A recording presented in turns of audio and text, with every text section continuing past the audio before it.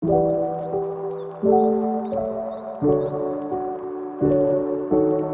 tahun 1749, Benjamin Franklin menjadi orang pertama yang menggunakan istilah baterai untuk menggambarkan rangkaian kapasitor yang dihubungkan dalam penelitian listriknya.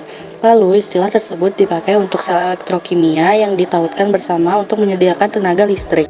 Lalu, pada tahun 1799, fisikawan asal Italia yang bernama Alessandro Volta membuat baterai untuk pertama kalinya dengan menumpuk lapisan perak, papan tulis, atau kain yang sudah direndam memakai air asin.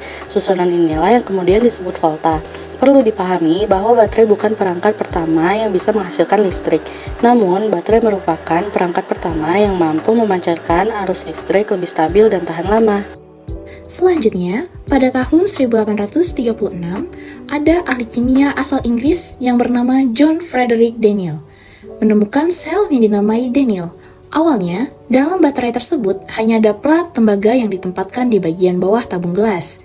Kemudian, larutan yang berasal dari tembaga sulfat dituangkan ke atas piring untuk mengisi tabung hingga setengahnya. Selanjutnya, plat seng akan digantung di tabung dan larutan sengnya akan ditambah, sebab tembaga sulfat memiliki sifat lebih padat dibandingkan sel sulfat. Dan yang terakhir, pada tahun 1988, Dry Cell Columbia menjadi baterai komersial pertama yang dijual di Amerika Serikat.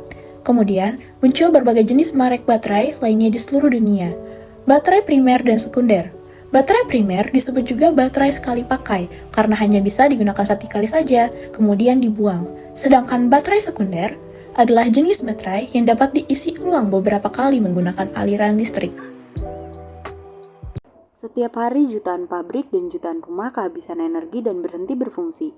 TV terjebak di satu stasiun, mainan tidak berfungsi, dan obor kehilangan cahayanya.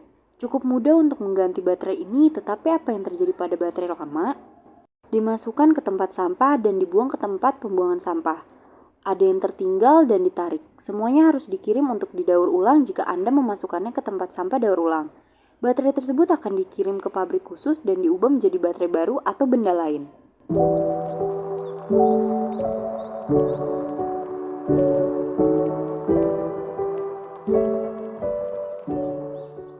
Di dalam pabrik, baterai disortir dan dimasukkan ke dalam tungku raksasa yang memisahkan semua bagian berharga menjadi 3 tumpukan ini yang digunakan untuk membuat barang baru seperti baterai dan bagian bangunan. Kita harus selalu membawa baterai untuk didaur ulang terlebih dahulu, untuk memastikan kita aman dan sehat.